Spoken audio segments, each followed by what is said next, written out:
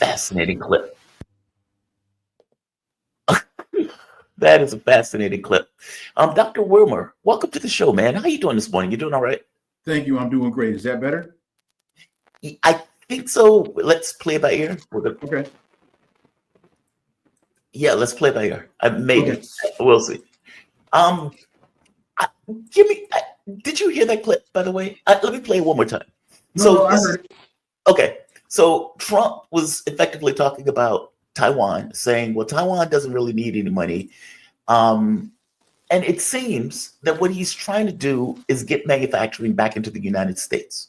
And the way that he's settled upon that is tariffs. I can threaten, I can sanction, I can, um, browbeat, but effectively I can do all of this stuff to try to force companies back into the U.S.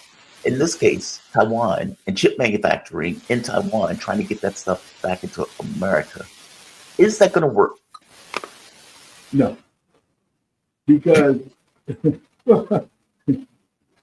I try not to waste time. Because what's lacking in all of this is industrial policy. You can't, on the one hand, deindustrialize. You can't, on one hand, over the span of 40 to 50 years, deindustrialize a country as they have done it here in the United States, shipping all of these jobs overseas, and then just on a dime, flip around and say, y'all come, let's get back to re-industrial. There's no policy there. So for example, you can entice or induce Mercedes-Benz to come to build a factory in the United States, in Alabama or Arkansas or wherever the heck it is, and they can build a factory and they can manufacture parts. There's already an automobile manufacturing base here in the United States. But look at what happened with, was it TSC? Is that the name of the chip manufacturer in Taiwan that they tried to bring to the United States and failed? Because we don't really have a robust chip manufacturing industry to the standard that TSC is creating chips. So no, Donald, it doesn't work that way.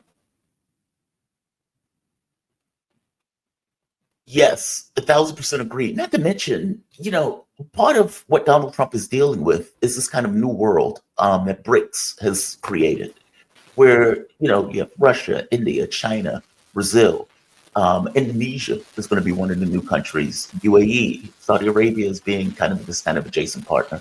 Brazil, but effectively, yeah, right. But effectively, the world has decided we need a new norm, and in needing a new norm, we want an alternative to the U.S. The U.S. sanctions, this kind of unilateralism that takes place in regards to the U.S. sanctions. And I guess my sense is this is kind of making their point. Like this makes the exact point of why that alternative is required and why that alternative was effectively created. I mean, if you think about like the usage of the US dollar, for example, it was at around 75, 80%. It is now down to 50% and some change. But again, that's because those countries got sick of being sanctions, browbeat, attacked, etc., and decided we need something else. I get the sense that this behavior, this raw attempt to drag American manufacturing back into America is going to have the opposite effect. What are your thoughts? Well, I think you're right. I was just writing a note while you were going through that, so I wouldn't forget. And there's another element of this, and that is because there is no real industrial policy. I believe there's an incredible tenuous nature of Trumpism in that he's already a lame duck president because he can't be reelected for another term. We don't know what the outcome is going to be with the midterm. He may, if the Democrats were smart, he may actually lose. He could lose the House and the Senate if the Democrats actually had some guts and were able to articulate to the American people how just utterly ridiculous so much of this is. So I don't know that Colombia or Taiwan or anybody that Trump is trying to strong arm into coming back to the United States, they don't think in short-term blocks. They think in, particularly when you're talking about manufacturing and pulling up states and moving your manufacturing from one country to another. They don't do these things on a whim. So again, there's no long-term policy here. This just seems to be Donald Trump turning on a dime and not really doing this from a win-win perspective as China operates. He's not. He's doing this almost out of malice and retribution. And countries aren't going to work like that anymore, particularly when they now understand that the bully has no teeth. I don't know if I would call it malice. I think, you know what it is? It puts you in a mind of, I think I've described it this way before. Like if you were working at a company and your boss said, hey, Dr. Leon, could you go and get, this envelope from the mailbox for me? Now, he's asking you, but in reality, he's not really asking you. He's somewhat telling you because he's your boss. Mm-hmm. And now, but he allows you this kind of fig leaf, this patina of dignity by requesting you do so. It seems that Trump has just gotten rid of the pretense. It's no longer we are working with these other countries around the globe for the betterment of trade and everything. It's not that anymore. We're a stronger country. And because we're stronger, we're now going to tell you and dictate terms. And if you don't do what we tell you to do, we will now punish you.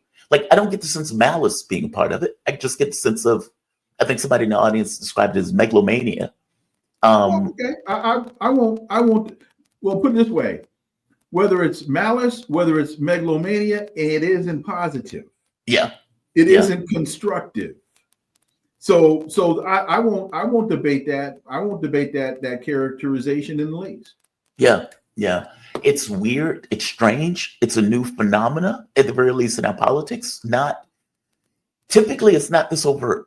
I mean, even when we're dealing with Europe, it's not typically this overt, like in the way that he was going after Trudeau or the way he's going after Greenland. He just apparently had a fiery conversation with the Danish prime minister over the issue of Greenland, because he was making a point of saying, hey, I'm serious about Greenland. You can't defend it. We want it. We're protecting democracy and freedom across the globe. And so the cost of that freedom and democracy is Greenland. It may be Canada. It may be Panama Canal. Like, we seem to be in a new norm. Give me your take as to why we're in that new norm, though. Like, we're like this idea, like, for example, the Democratic Party under Joe Biden would at the very least put on the show of we're working with our allies in Europe. Now, forget the fact that he was deindustrializing Europe. Forget the fact that he was forcing them to pay 5 times more for oil and gas. Forget the fact that he blew up Nord Stream, something that Germany and many of the other European countries needed for their own energy security. Meaning, regardless of what Joe Biden was saying that we're working with, the reality of it is he was gutting Europe big time based on U.S. policy. And I go further. If a war actually popped off between the United States and Russia, we would use Europe in the same way that we're using Ukraine right now. Now, if Europe is too stupid to realize that, fair enough. But the way that Joe Biden used to talk about it was, we're working with our European allies. Trump has seemed to just got rid of that entire pretense. And it's just gone with this idea of, we're in charge. You will do what we tell you to do. And this notion of working with Europe in this kind of global front, that's over with. We're looking for a uniquely North American solution. So this idea of globalism seems to be hitting the skids to Trump just saying, what is in America's raw best interests in regards to being able to confront the threats that America is dealing with in the 21st century. At least that's how I see it. I mean, maybe I'm saying this wrong. But how do you view it? You've been paying attention to this stuff longer than I have. This seems to be a new norm. Well, it is a new norm, primarily because the empire is failing. And as John Jeter will tell you, the African proverb is the last kicks of the dying mule can be the most dangerous.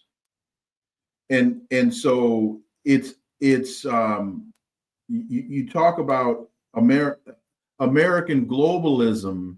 I like that because that reminds me of George Bush's term, American internationalism. What? So the guiding principle for me behind what I'm about to say is that the empire is failing and America is desperate.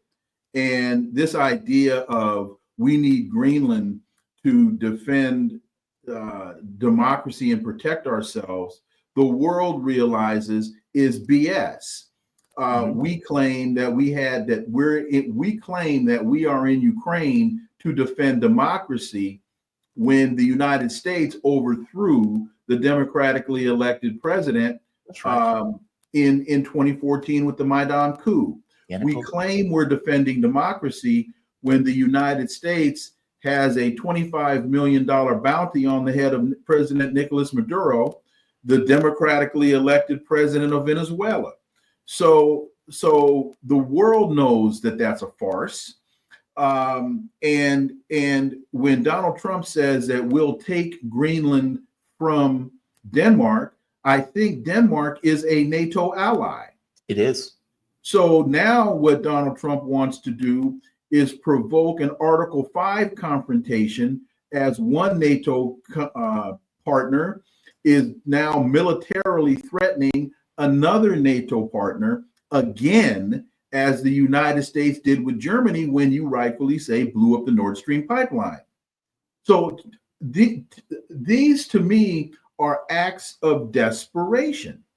And I don't see now, with the failure of Ukraine, with the deindustrialization of Germany, with the decline of in the politics in France, I don't see how the world now sits idly by and allows the United States to the toothless, and I know this is an exaggeration, but the toothless and clawless tiger doesn't really scare anybody, particularly when you have BRICS as the growing alternative.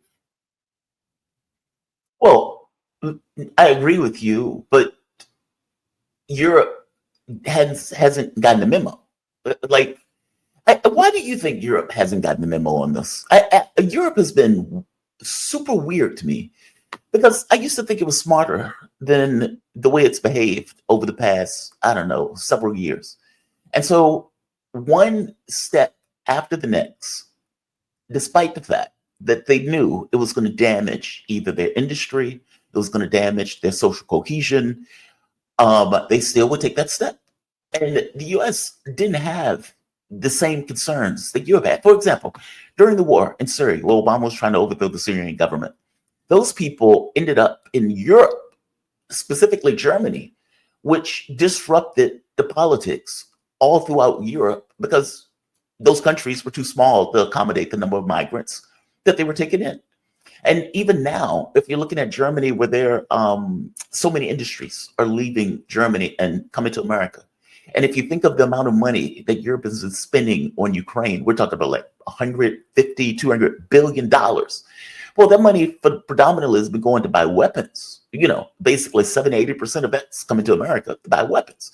So you're seeing this kind of weird cash infusion out of Europe into America. And yet they haven't necessarily seemed to have altered anything. And to your point, when you point out the destabilization of politics in France, this kind of attempted overthrow of the government in Georgia, this dissolution of the election in Romania, and even going after like ADP, whatever, Alternative for Deutschland, whatever AFP, I'm sorry, AFP. whatever the point of view of that group, it is a political party, and they are talking about criminalizing that political party to ensure that that party doesn't necessarily come to power, if indeed Schultz loses. So, but these are all politics that are being destabilized as a direct result of the material conditions that are on the ground. And I guess my thing is, why hasn't Europe gotten the memo? They're not part of BRICS. They haven't even petitioned to be part of BRICS. At least I don't think they have. Why are they so different in all of this? I'm probably not the best analyst to answer that question because that has not been a focus of mine. But my tangential or cursory perspective on this is it is changing. The very things that you have just articulated, what's happening in Germany, what's happened with Schultz in Germany, what's happened with Macron in France, are indicators that change is occurring. There does seem to be a shift from the left to more right-wing politics in Europe. Again, looking at what's happening in Germany, looking at what's happening in France. Yeah. And I know that left and right there is different, is not the same as left and right here. To your opening question, what's happening in Europe and why? Well, I think there's been a huge disconnect between the elite leadership class in Europe, who have been wedded to the West. And because I think there, to a great degree, you're talking about many of the same financial interests. Mm-hmm. They've bought into NATO and the Western financing or financiers are similar, and this now is shifting. And I just think it's taking more time because we've been, you and I, on your show with Malice when we were on Sputnik and Garland and I, we were always asking this question: where are the European people here? Why aren't they in the streets screaming and yelling? And they have been, because look, this week we're talking right now about Germany and Italy, Germany and France, but we can go back to Greece being subjected to these neoliberal policies. We can go back to Italy. Now we're talking, 10 years ago? When, and I'm just picking that time frame because I honestly don't remember when this started there, but 10 years seems to be a pretty good marker. This all started to me with Greece and with Italy. And so now it's made its way, the whole deindustrialization, the whole neoliberal policies. They were talking about selling the Parthenon, privatizing the Parthenon at one point, and the Greek the other Greek antiquities. That's wow. So I think this is like pulling the thread on a sweater, and it has been unraveling slowly. And then this takes us to, what is it? How did you go broke? Well, initially, slowly, then suddenly. And so I think that's what we're seeing. And final point on this, I think the outcome in Ukraine is going to play a major role in this, as Europe comes to realize that Ukraine is done, that Russia has won, and now Marco Rubio is trying to figure a way to make, with his prestidigitation, to make this appear. He's trying to, make the rabbit look like a penguin. The covers are coming off. Yeah. You mentioned that if Democrats had some kind of spine, then they would be able to do something. Mm-hmm. And so Rokana put out a tweet yesterday. He says, 3 of our party's best talents to help us rebuild. Powerful video. I'm sorry. Say that again. I didn't hear you. All right. So Rokana. So apparently there's a video. Okay. Yeah. So Rokana put out a tweet yesterday, And he was responding to a video that apparently was out. And his comments on the video, I'm going to show you the video, but I want to give you his comments first because I want you to have some context about what he's talking about. Mhm. He says, 3 of our party's best talents to help us rebuild. Powerful video. Powerful video. I want you to see who is in this video. I want you to see who's in this video because, you know, they always say what you're talking about on some level gives you a little bit of context into who you are, less about what you're talking about. All right. This is the video that Rokana is referring to. And I want to get your take on it. Be good? Let's go. Action. This is why people hate politics. Donald Trump will become the 47th president. Republicans will pull off a political trifecta, controlling the House, the Senate, and the White House. How can the left possibly come back from this? Part of his rise, a creative ad campaign. Tenacious, focused, unstoppable. If you're doing everything right, I'm never giving up. I'm never going to forget. But find it harder and harder to get by. These folks have been chanting every county, every vote. You're not alone. How are you putting Fetterman as they lost me at Fetterman. I gotta be honest. As soon as I saw Fetterman's lazy, sloppy persona, they had lost me right off the bat. How on earth are they really making this case that Fetterman is the way forward? That's the guy that's the guiding light, the North Star of the Democratic Party moving forward. And again, Rokana's response to this was powerful. Fetterman is the way to help build the Democratic Party. Did you hear my response when I saw that? It was, oh God. Yeah. Well, that's exactly why. And so you got Fetterman on the front end and Bernie on the back end. You open with Fetterman and you close with Bernie. And see, enough of this, we're coming.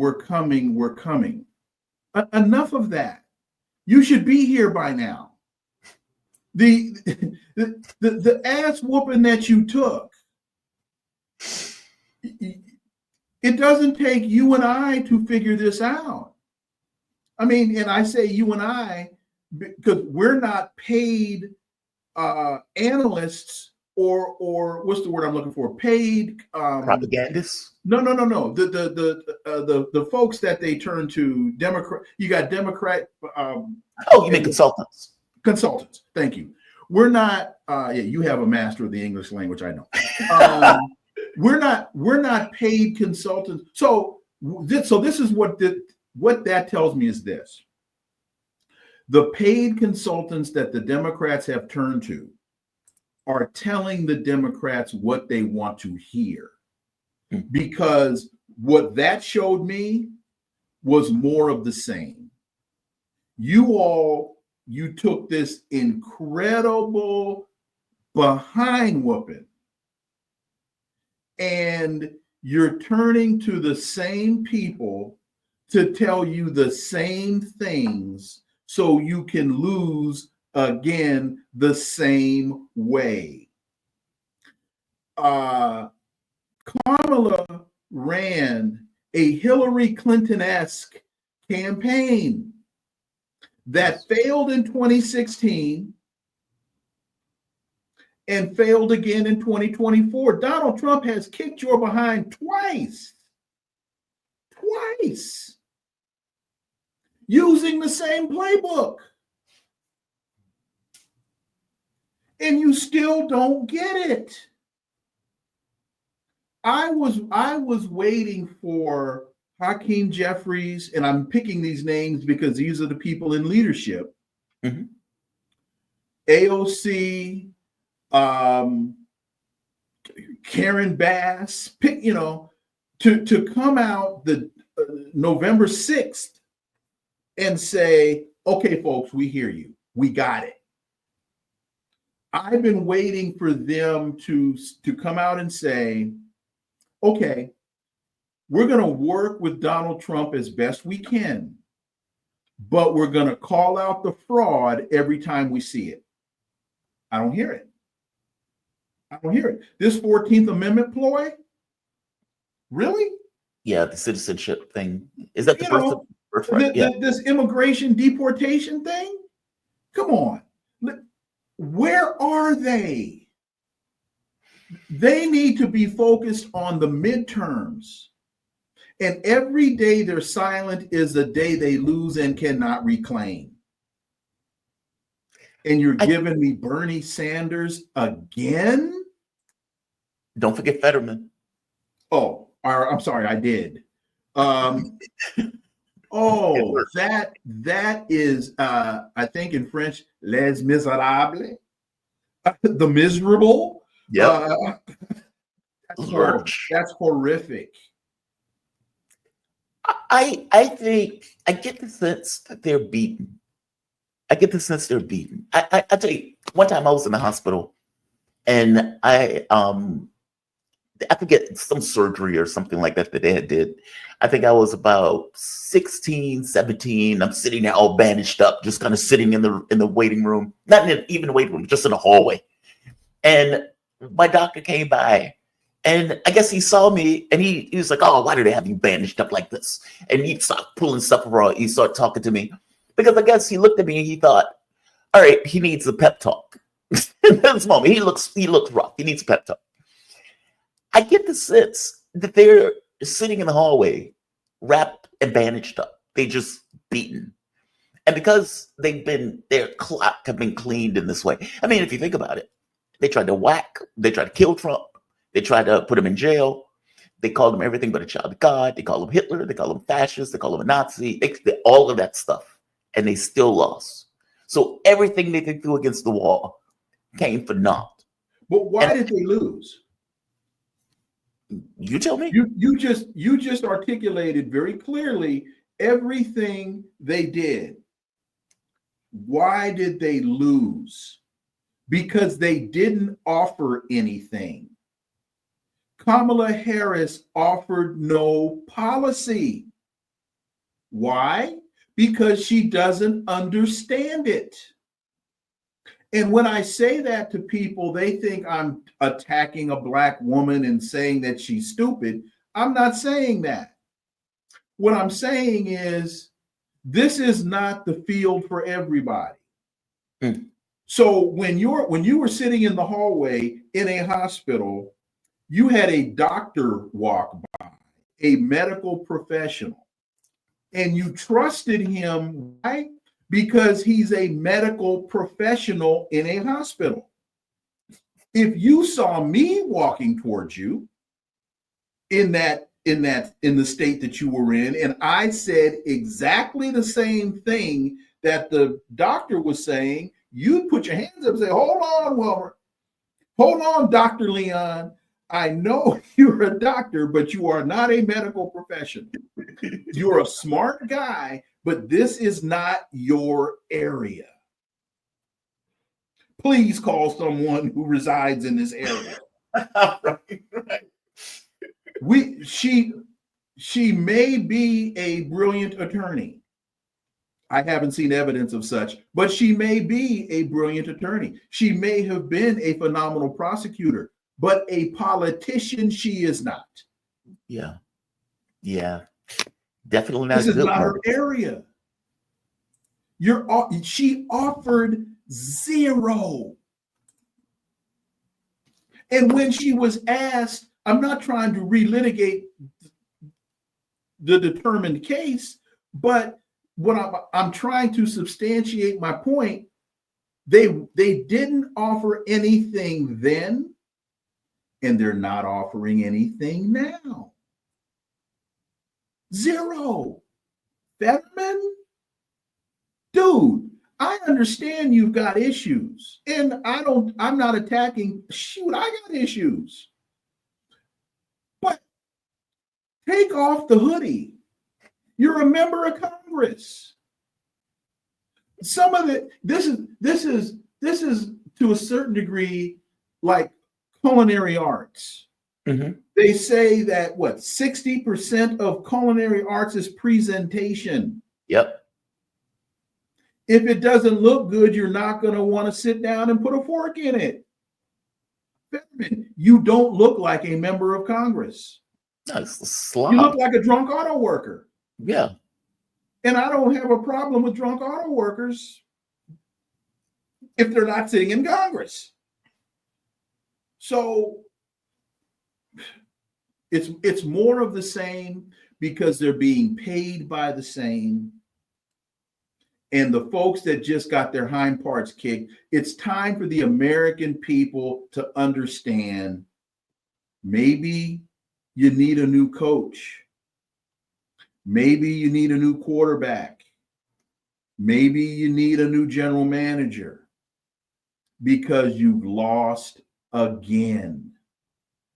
Donald Trump kicked your butt twice. Yeah. Dr. Leon, I will let you go. I know you have a class to teach, so I'm not going to hold you up. Oh, I thought that's my bad. I thought that's. Well, you were teaching class. I was sitting here taking notes. The last kick of a dying mule is hard. But seriously, am I right? And if I'm stepping on somebody else's time, then please tell me to shut up and I'll go away. No, you're perfectly fine. I just didn't want. I know your schedule in the morning is tight. That's the only reason. Yeah, I have a class in a few. But am I wrong? No, you're perfectly right. I don't. If somebody said, I remember when Tom Perez was Donna Brazile when she was head of the DNC, and they asked her, "What does the Democratic Party stand for?" And she didn't have an answer. And that's pretty wild when you think about it. Because truth be told, the Democratic Party, going all the way back to FDR, had this kind of image of being the party of the working man. Like this is the party of, I think Chris had just put it very well. He says, to ameliorate the rough edges of the capitalistic system, basically to smooth out the hard parts of that system. And it's like, okay, well, what happens when they no longer do that? Like, do they just lose the philosophical reason of their existence? Like their legitimacy kind of goes along with it. And so it's like, it took 60 years, 70 years to kind of unravel this kind of take that FDR enshrined the party as being the party of the working class. When you look at this last election, the working class went for Trump. You got the very poor and the very rich going to the Democratic Party. That is a hell of a thing to lose as the Democratic Party that's supposed to be the fighter for that very specific class. It's very bizarre. And so to your point, like them showing me Lurch and saying, this is exciting. This is the new face of the Democratic Party. Really? Lurch? That's the guy who you guys are shooting for? Super pro-Zionist, right-wing Lurch is who Democrats are now aiming at. I mean, if they thought that they weren't getting any bang for the buck in the beginning, they're damn sure they're not going to get any bang for the buck now. And then, as you pointed out, sprinkling in Bernie Sanders, like sprinkle some Sanders on it to make it work that much better. It's like, how is this the new face of anything? Bernie Sanders is like 80 years old. Lurch was already part of the Democratic Party. I don't get this new face stuff. Well, not only is Bernie Sanders 80 years old, but when Bernie was a viable option, the Democratic Party elite undermined Bernie Sanders, stuck a knife in his chest and in his back at the same time. Yeah. Joe Biden in 2020 wasn't nominated to beat Donald Trump. He was nominated to beat Bernie Sanders. That was Joe Biden's man. Remember, Bernie was in the lead. That's right. Bernie, I think, had won the first 2 or 3 primaries. Going in South Carolina. Yep. Bernie was on his way to victory. as they were saying, we don't know how Bernie can win. Well, he was winning at the time.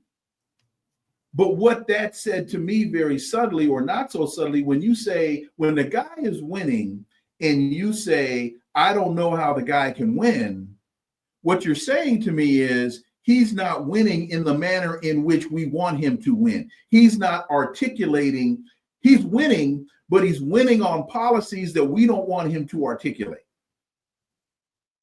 And that's what this video says to me, because you reverted back to the same losing rhetoric that you just got whipped with in 24 and you got whipped with in 16, and you changed your rhetoric in 20, but you didn't deliver on what you promised.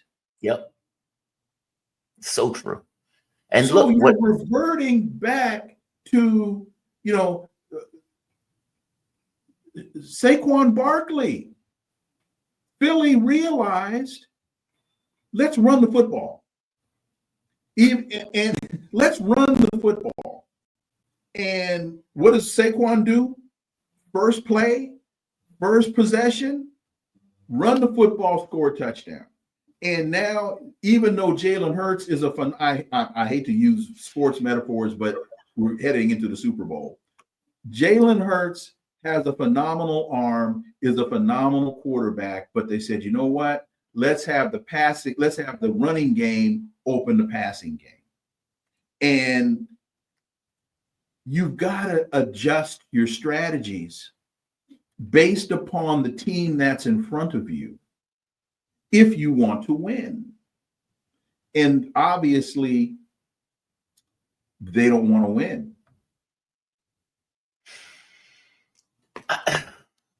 I think they want to win on their own terms. That means they want to lose. Yeah. Before I let you go, what would, if you were a Democrat whisperer, let's say a Democrat whisperer, Dr. Wilmer, Democrat whisperer, and they were like, all right, we don't want to be, seen in front with you, but behind the scenes, we need your advice to help us out, because we're in the dark. We're feeling our way in the dark. We're we don't know what the light switch is. We don't know which direction to go. What do you tell them? Like, what do they offer? What do they, like, how do they re-enshrine this idea of being worth a damn in regards to the American population? I mean, because what was it? Only 30% of the public saw Democrats favorably under the last polling. I forget what that poll was, but I think it was like CNN or something. They had like only 30% of the public saw the Democratic Party favorably. What would you tell them? And we can close it on this. Tell the American people the truth. Tell them the truth. We have failed in Ukraine. We are sorry. We are going to transition from the party of war to the party of the people. We are going to rebuild this economy. Trickle down economics, as George H.W. called it, voodoo economics, does not work. We are going to present an economic plan that grows this economy from the bottom up. It's going to be trickle up economics, not trickle down economics, because trickle down economics does not work. We are going to embrace our immigrants, and we're going to stop decimating the economies that these immigrants are coming from, forcing them to come here. Mm-hmm. Tell the people the truth. We can afford health care for all, universal health care. We can afford it once we stop wasting money in Ukraine and once we stop wasting money in Gaza. We are truly going to defend democracy. We are truly going to be the party that looks out for human interest. We will no longer back genocide in Gaza. Just yesterday was the 80th anniversary of the Holocaust in Germany. Yep, Auschwitz, yeah. Right? How do you How do you mourn that, and rightfully so, but continue the same policies with genocide in Gaza, and now you've moved from Gaza to the West Bank? That's if we look at this as an algebraic expression, that's an imbalanced equation. Yeah. Tell the people the flippin' truth. That's how you win. I don't think they want to win. No, I don't think they want to win. They don't. Because they want those paychecks. Yeah, and telling the They truth is want that hard. APAC paycheck. They want that Lockheed Martin paycheck. Yeah, telling the truth is hard. Dr. Leon, man, thank you for this. I know it's early. I do appreciate it. Dr. Wilmer Leon, he's a political scientist, nationally syndicated columnist,